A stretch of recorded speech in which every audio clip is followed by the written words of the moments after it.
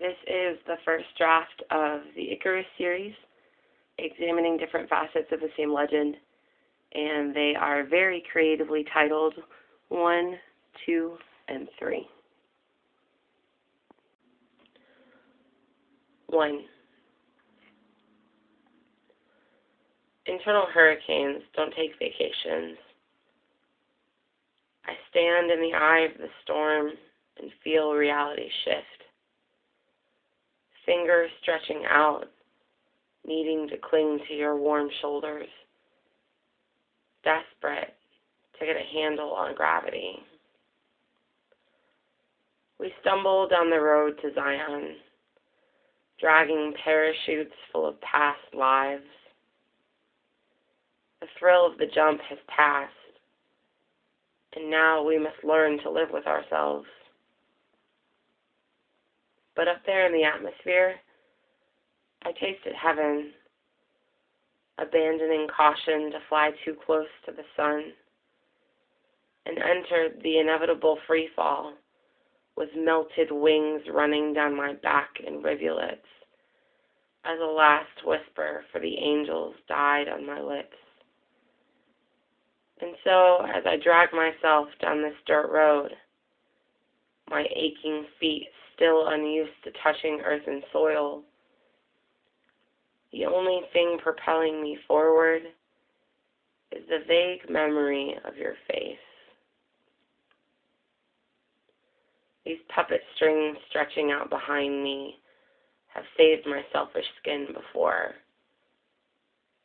but I long to sever them and simply sprint, barefoot and breathless, into your beckoning light.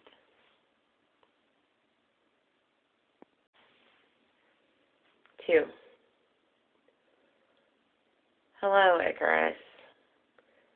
I am so sad to meet you. How many times have I told myself to let well enough alone and just let you fall?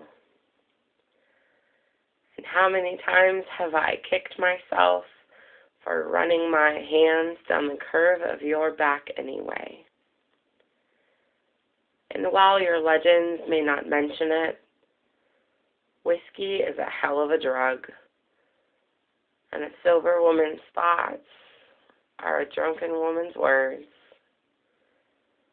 But although I know how much that whiskey has factored into your descent, I find myself unable to speak. My farmhand's fingers flailing in some facsimile of speech. Drunken sign language with hands clasped tighter and tighter.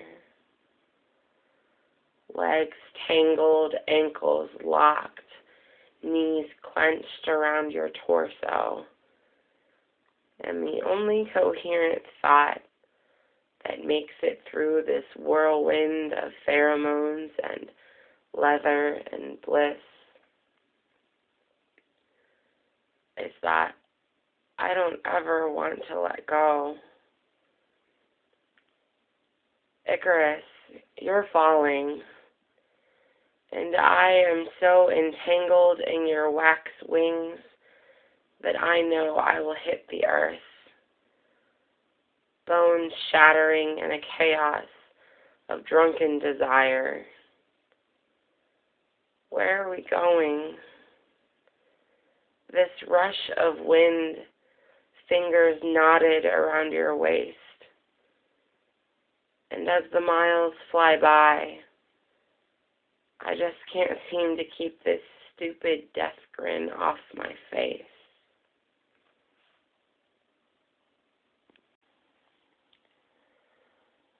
3.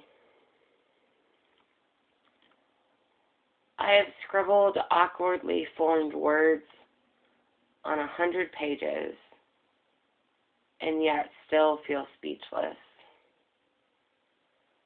Unable to capture such palpability and force it through the small cylinder of my pen, to unwind in long lines, giving my cerebrum some small sense of relief. I know it is a pointless exercise, because no simple sonnet could ever ensnare your smile. And I will always wonder what the trigger was, what made such a mountain of a man into a molehill. But I will never forget riding through the old hills, turning up the knob on the radio because some song began to echo in my soul. And you explained to my young, unformed mind that this heartbeat hijack, this brain bliss, this is music at its best.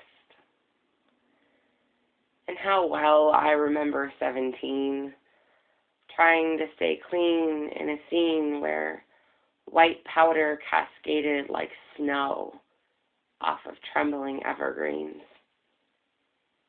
As I stumbled down the street, suppressing petulant giggles while the world spun in a crystal clear swirl around me, you caught my arm and said, "Who are you? I see this woman's face that you wear, but all I can hear is that awestruck little girl wailing behind your eyes." And in my feral state, I lifted my chin and said, "She surfaces from time to time, but mostly I stifle her cries." And so you grasped me a little tighter, with hands bigger than my head, and leaned down as if for a kiss, to whisper, "Rebekah, you're better than this."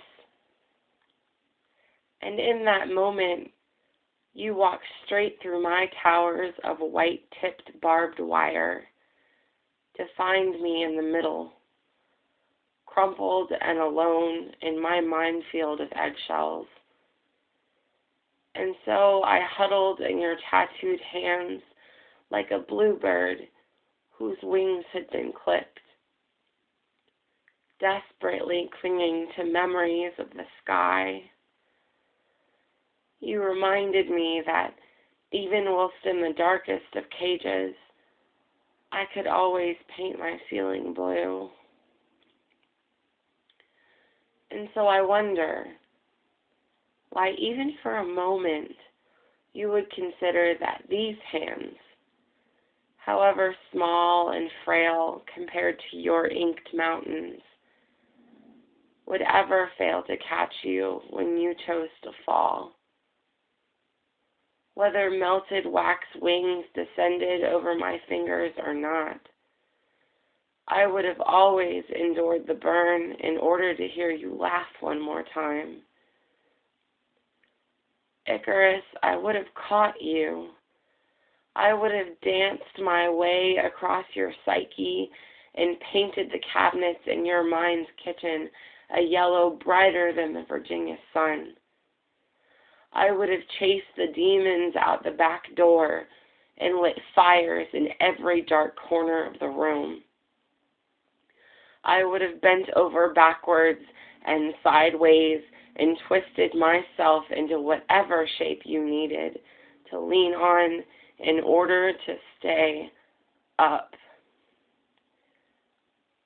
But now, you've descended so far down that my reaching fingertips cannot even brush yours. And so I sit in an empty office, attempting to capture your essence in ink. And as my hands clench, brittle fingers stained black from reaching into that abyss,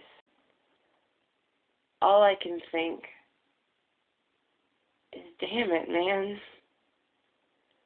You were better than this.